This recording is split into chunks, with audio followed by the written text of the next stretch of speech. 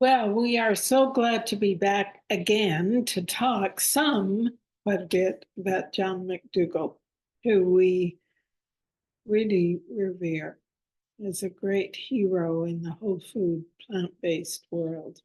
And what he loved to talk about and what was kind of his byline was the value of starch and that we are starch eating animals. And we have added starch to our diet. It's been a big part of our diet for many, many years. And I want to share with you today what we eat and how we incorporate starch into our breakfast, lunch, and dinner. But first, let's hear Bill about John and what he had to say about starch. Yeah, okay. Well, one of the things, there are other, real prominent doctors who are promoting the whole food plant-based approach to um, prevention of chronic disease and even reversal of chronic disease. And where John was kind of unique was that he referred to it as being a starch-based diet. And starch kind of got a bad rap when I was young, because everyone was saying, you eat your potatoes, it makes you fat, and that kind of thing. And they weren't correlating the fact that the potato is only like 400 calories per pound, but the butter and the sour cream and all that they put on it was like 1,800 calories per pound. What was putting the weight on wasn't the potato, but starch got a bad rap.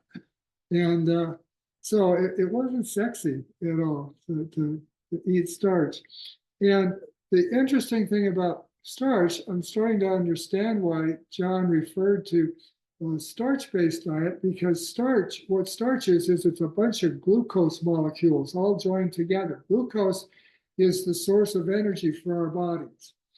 So almost all green plants, basically starch is made by green plants. It's the process of photosynthesis. It takes the carbon dioxide out of the air, joins it with water, with the energy of the sun, and it joins together these carbons and hydrogens. And glucose, the source of our energy, is a hydrocarbon. And so what's interesting, we love one thing, another one of our favorite doctors is Dr. Zach Bush. He talks about how basically what we are is just the result of sunlight.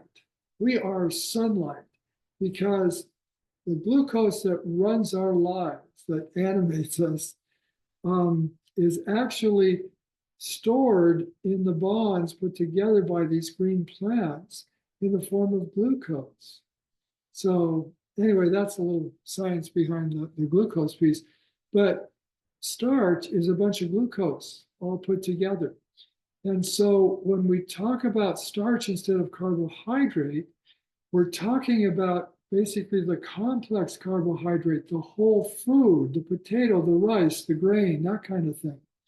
Whereas if we talk about carbs, we can be talking about potatoes, but we can be talking about refined sugar. That's a carbohydrate too.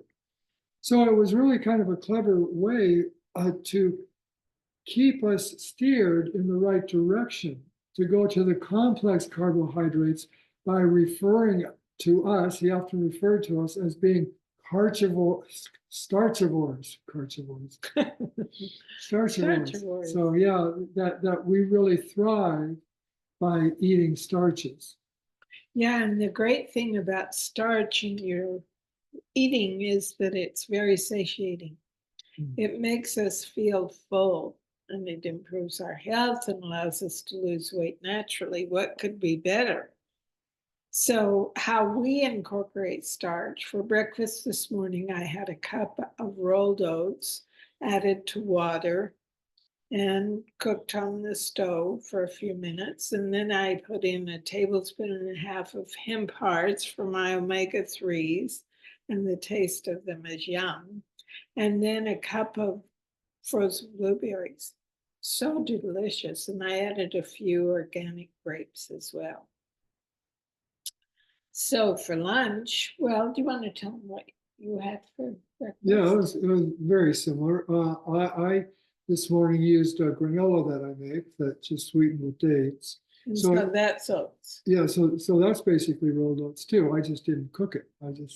I actually put it together the night before. I put the granola in the bowl and I add a little water and that softens it up. I used to like the crunchy granola. Now I like the soft granola. And then added fruit and some chia seeds. I got my omega-3s from chia. Great. So for lunch, we're going to have the best lunch. We're going to have a potato-based soup with carrots, broccolini, no broccolini, zucchini, celery, and onion. And the broth is off of the beans, excuse me, that Bill cooked.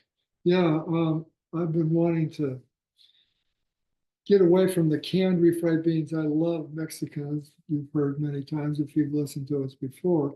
And it's often a go-to in the evening if I don't have a lot of time that I want to put into making a meal, and I'll just open a can of refried beans and have it on a tortilla. And so I made some refried beans and I added more water than I needed. So there was quite a bit of liquid and that would have made the refried beans too sloppy. So I poured off the extra water and that's what we're going to have as the base for the soup. Yeah, the bean juice. And then a big pot of cabbage, kale, and broccolini to go with that. And then for dinner, I'll have a tostada, which is the quickly baked tortilla. We in air the fry a air tortilla fryer. for like 4 minutes. Yeah. And then I'll put on those refried beans and some of the recipe that we had left over from yesterday that I'm going to share with you today, which is rice, beans, and veggies, and lettuce, and salsa, and avocado. And then in addition, we'll have a big lettuce salad with sugar snap peas, salad turnips, and a few spicy mushrooms that I cook from our recipe on the website. Amazing Health Effortlessly. Yeah, so we have been whole food plant-based for a long time and haven't really looked at it from the standpoint of how much starch is in our diet. But it certainly fits Dr. McDougall's ratio of really predominantly starch as that energy base.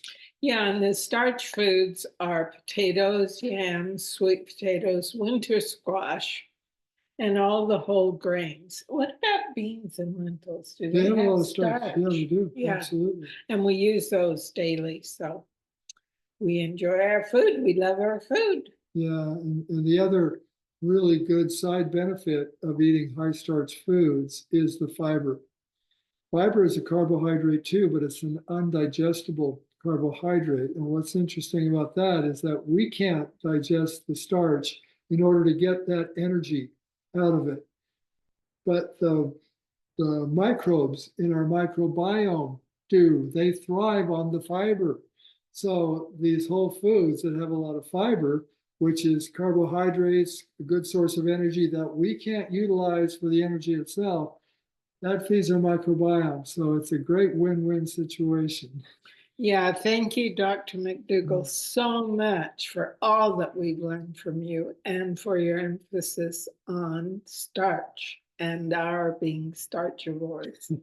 We love it. We love the way we're eating. We love the food.